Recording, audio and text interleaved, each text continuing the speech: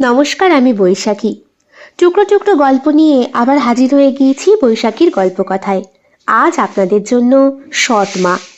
গল্প পাঠ এবং লেখায় আমি বৈশাখী বিশ্বাস দেবনাথ।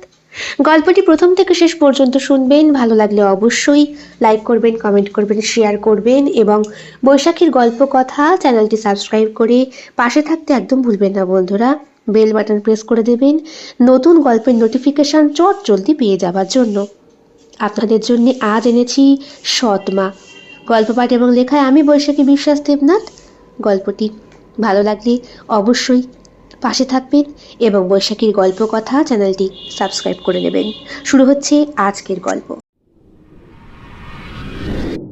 নীলিমা যখন রমেশের সঙ্গে বিবাহ বন্ধনে আবদ্ধ হলেন, তার জীবন তখন পাল্টে গেল। রমেশের প্রথম স্ত্রী অল্প বয়সেই এক দুর্ঘটনায় প্রাণ হারান। রেখে গিয়েছিলেন 6 বছরের মেয়ে রাশিকে। নীলিমা জানতেন সৎ মায়ের ভূমিকা সহজ নয়, তবুও চেষ্টা করতেন রাশির ভালো মন্দ দেখভাল করতে। রাশি প্রথম থেকেই নীলিমাকে একদম পছন্দ করে না। তার ধারণা নতুন মা এসে বাবা আর মায়ের মনের স্মৃতিকে মুছে ফেলতে পারে, হয়তো রাশিকেও খারাপ করতে পারে। আজকাল রাশি খুব টিভি সিরিয়াল দেখে, বিশেষ করে সেইখানে দেখানো ওই সৎমায়ের ভূমিকা ওর ছোট্ট মনে গভীর প্রভাব ফেলেছে। তার উপরে ওই পাড়াতো পিসিমা কাকিমা এনারা বলেছেন, এইবার থেকে দেখিস তোর এই খাওয়া নিয়ে বায়নাকা ঘুচে যাবে, এটা খাবো না ওটা খাবো না, তোর মাকে দৌড় করিয়ে ছাড়তি গোটা পাড়ায়। খুব দুঃখ হয়েছিল রাশির কথাটা শুনে। যদিও নীলিমা প্রথম থেকে এসেই রাশির মনোপুত সব কিছু করার চেষ্টা করেন, তবুও রাশি বলে, একদম আমার কাছে কাছে ঘেসবে না, তুমি আমার মা না, সৎ মা। এসব তোকে কে বলেছে? আর আমাকে তুই করে কেন বলছো? আমার মা আমাকে তুমি করে বলতো। বুঝতে পারে নীলিমা এই মেয়ের মনে জায়গা করা খুব কষ্টকর। যদিও রমেশের মুখের দিকে চেয়ে সে সংসারে দাঁতে দাঁত পিষে বসে রয়েছে।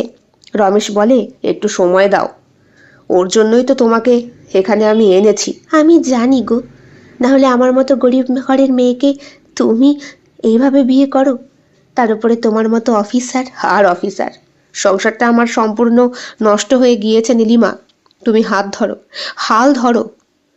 না চাইতেই ওরা হৃদয় থেকে চাইল না, তবুও একই বিছানায় নারী পুরুষের শরীরটা বোধহয় অনেকটাই কামুকতা মুখর হয়ে ওঠে। তার উপরে এতদিন ধরে স্ত্রীর ভালোবাসা না পাওয়া রমেশ নীলিমার মধ্যেই তার অতীতের স্ত্রীকে খুঁজতে শুরু করে। নীলিমা তারই মতো যেন, সম্পূর্ণ মাতৃত্বের ভাণ্ডার, চোখ মুখ লক্ষ্মীশ্রীতে ভরা। সেই জন্যই তো অফিসারের কাজ করতে গিয়েই গ্রাম থেকে উদ্ধার করে নিয়ে এসেছিল নীলিমাকে, লগ্নভ্রষ্টা এই 18 বছরের মেয়েটিকে। তার মতো 40 বছরের লোকের জীবনে এই কচি মেয়েটার ভূমিকা কতটুকু হবে সেটা তো ভবিষ্যৎ জীবনই বলবে। যদিও বছর ঘুরতেই নীলিমা গর্ভবতী হলেন। এই খবর শুনে রাশি আরো বেশি দূরত্ব তৈরি করলো। রাশি তখন ক্লাস 2-এ পড়ে। স্কুলে মায়েরা কত রকম খাবার দাবার তৈরি করে দেয়, তার উপরে মা নাকি স্কুল থেকে আনতেও যায়। কিন্তু এই মা তো বমিই করে সারাদিন, শুয়ে থাকে, কাজ করতে পারে না বলে বাপি নতুন একটা কাজের লোকে ঠিক করেছে। ইচ্ছে মতো খাবারটা পর্যন্ত প্রস্তুত করে দেয় না। রাশি মনে করলো ওই পেটে আসা বাচ্চাটা হয়তো তার জায়গা দখল করবে এবং তার গুরুত্ব হারিয়ে যাবে এই সংসার থেকে। নীলিমা বুঝতে পারলেন রাশির এমন প্রতিক্রিয়া স্বাভাবিক, তবুও তিনি চেষ্টা করতেন রাশিকে ভালোবাসা দেবার। হঠাৎ করে একদিন রাশি অসুস্থ হয়ে পড়ে। ডাক্তার জানালেন, ওর হার্টে সমস্যা রয়েছে, একটা ছোট্ট ফুটো, অপারেশন না করলে বাঁচানো সম্ভব না। তবে আপনার মেয়ের আগে ব্লাড টেস্ট করাতে হবে। দ্রুত খবর চলে গেল রাশির বাবার কাছে। তিনি চলে এলেন। কি গো, এবার কি হবে? জানি না, এখন দেখা যাক কি হতে পারে। ডাক্তার বললেন রাশির গ্রুপের রক্ত বিরল। নীলিমার গর্ভস্থ সন্তানের নারী থেকে প্রয়োজনীয় উপাদান নেওয়া সম্ভব, তবে নীলিমার গর্ভস্থ সন্তানের মৃত্যু হবে, কারণ কিভাবে যেন নীলিমার রক্তের সঙ্গে রাশির রক্ত মিলে গিয়েছে। সিদ্ধান্ত নিতে নীলিমা একদম দ্বিধাগ্রস্ত হলো না। তার নিজের সন্তান তো রাশি নিজেও, বরং তার মধ্যেই না হয় সে বেঁচে থাকবে। যার অস্তিত্ব এই মুহূর্তে সে বহন করছে, সে তো তার সংসারটাকে ভাঙতে আসছে। মেয়ে তো এখনো নিজেকে সৎ মেয়ে বলে মনে করে, তবে ওই সৎ মেয়েকেই বড় করা জীবনের প্রথম দায়িত্ব। রমেশ বললেন, দেখো আমি জানি এটা কঠিন, তবে আমার মেয়ে আমার জীবনের সব। ওকে যদি বাঁচাতে না পারি তাহলে আমি নিজেকে কখনো ক্ষমা করতে পারবো না। কারণ কারণ একটাই, ওর মধ্যে আমার স্ত্রী। আমি জানি গো। তখনও পর্যন্ত নীলিমা জানায়নি তার স্বামীকে তার যে বমি হচ্ছে। যদিও রাশিকে আশেপাশের কাকিমা পিসিমা এরা বলেছে, তোর মা বমি করছে বল, অকক শুনলাম। এই তো তোর ভাই বোন এলে দেখিস তোর বাবা তোকে কিচ্ছু কিনে দেবে না। নীলিমার চোখে জল এলো। তিনি বুঝতে পারলেন সিদ্ধান্ত তার একার। আপনি সত্যিই রেডি? আপনার যে... না ডক্টর, ওই কথা কখনো বলবেন না। নীলিমা অপারেশন থিয়েটারের বাইরে দাঁড়িয়ে, তার হাত শক্ত করে ধরে রাখা তার পেটে। ডক্টর বললেন, আপনার সিদ্ধান্ত কিন্তু চূড়ান্ত। আপনার গর্ভস্থ সন্তান নষ্ট হতে পারে, আপনি আর মা নাও হতে পারেন। নীলিমা কাঁপা গলায় বলে, আমি তো মা, আমার বড় মেয়ে ওটা, ওকে বাঁচান, আমার মেয়ে রাশিকে বাঁচান। অস্ত্রোপচার সম্পন্ন হলো। রাশির জীবন রক্ষা পেল, কিন্তু নীলিমা নিজের সন্তানের প্রাণ হারালো। দিনের পর দিন নীলিমা নিজের মধ্যে দুঃখ লুকিয়ে রাখত। রাশি একটু একটু করে সুস্থ হয়ে উঠল। একদিন রাশি জানতে পারল তারই ডক্টর আঙ্কেলের কাছে। কত বড় হয়ে গেছিস, কি নিয়ে পড়বি? ডক্টর হওয়ার ইচ্ছা আছে তোমার মতো আঙ্কেল। হ্যাঁ, এখন কেমন আছিস? খুব ভালো। সেই দিন অপারেশন না করলে নাকি আমি বাঁচতাম না। কে বলেছে? বাপি বলেছে। আর মা? তোর ওটা আমার মা নাকি? আমি মা হিসাবে মানিই না। মা একটাই হয়, যে আমাকে জন্ম দিয়েছিল। তাছাড়া এখন তো ডক্টরি পড়তে গিয়ে কত কিছু শিখছি। আমার বাবা বিয়ে না করলেও পারতো, আমাকে একাই মানুষ করতে পারতো। কি দরকার ছিল? বাবার তখন অল্প বয়স। নীলিমা, তুমি কি বলছো এগুলো সম্পর্কে? কেন, কি বলছি? দেখো রাশি, নীলিমা তোমার মায়ের থেকে কিন্তু কম না। তুমি হয়তো ওকে ভালোবাসো না, কিন্তু ও তোমাকে নিজের মায়ের চেয়েও বেশি ভালোবাসে।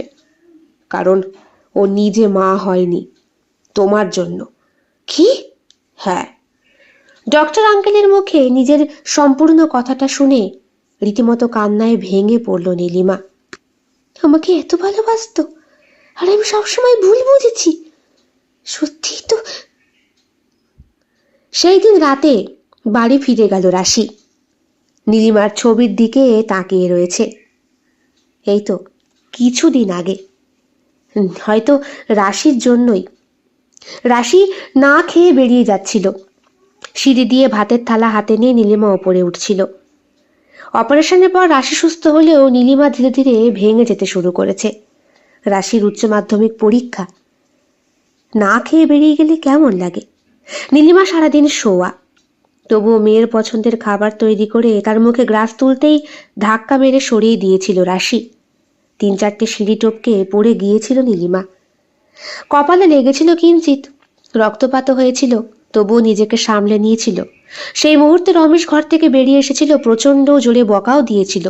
রাশি বলেছিল, সৎ মা তো, আমি কখনো মেয়ে হতে পারি না, সেই থেকে তুমি আমায় ভালোবাসো না বাপি। কাঁদতে কাঁদতে বেরিয়ে গিয়েছিল মেয়ে। নীলিমা বলেছিল, কি দরকার ছিল মেয়েটার মনে কষ্ট দেবার? তুমি তো ওর জন্য অনেক করো। না, আমি ওর জন্য কিছু করি না। ওর জন্মদাত্রী মা ওর কাছে বেশি ভালোবাসার। কেন বোঝো না? মা, মা, তুমি আমায় এত ভালোবাসতে, তুমি তুমি এত ত্যাগ করেছো। ছবির সামনে দাঁড়িয়ে কান্না করছে রাশি, চোখে তার জল।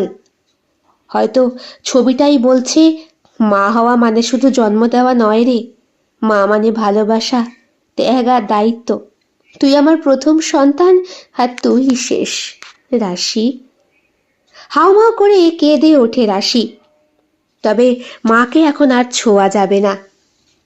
মা চলে গিয়েছে। রক্তাল্পতায় একটু একটু করে শেষ হয়ে গিয়েছিল মানুষটা, তবুও কখনো নিজে থেকে কিছু স্বীকার করেনি। রাশি বলল, আমায় আশীর্বাদ করো মা। রমেশ পাশে এসেছে। নীলিমা শুধু তোর সৎ মা না রে, প্রকৃত অর্থেই মা। তোর একটা ভাই বোন হতো, তাকে পর্যন্ত জন্ম দিতে রাজি হয়নি। আমার অজান্তেই তাকে। রমেশও চশমা খুলে চোখটা মুছল। রাশি আজ বুঝতে পারছে, লোকের বলা কথা কখনোই বিশ্বাস করতে নেই। সৎ মারা কখনোই সবসময় খারাপ হয় না। তবে কিছু কিছু মায়ের জন্য পৃথিবীর সমস্ত ভালোবাসা থেকে এই সন্তানগুলো বঞ্চিত হয়। যদিও মানুষ হিসাবে হয়তো সেই সব মা অথবা বাবারা কখনোই খারাপ হন না। ছোট গল্পের সমাহার আপনাদের কেমন লাগছে অবশ্যই কমেন্ট বক্সে কমেন্ট করতে একদম ভুলবেন না। প্রতিদিন আসবো দুটো করে টুকরো গল্পের সমাহার নিয়ে। আপনাদের সাহায্য এবং সহযোগিতা একান্তভাবে কামনা করি।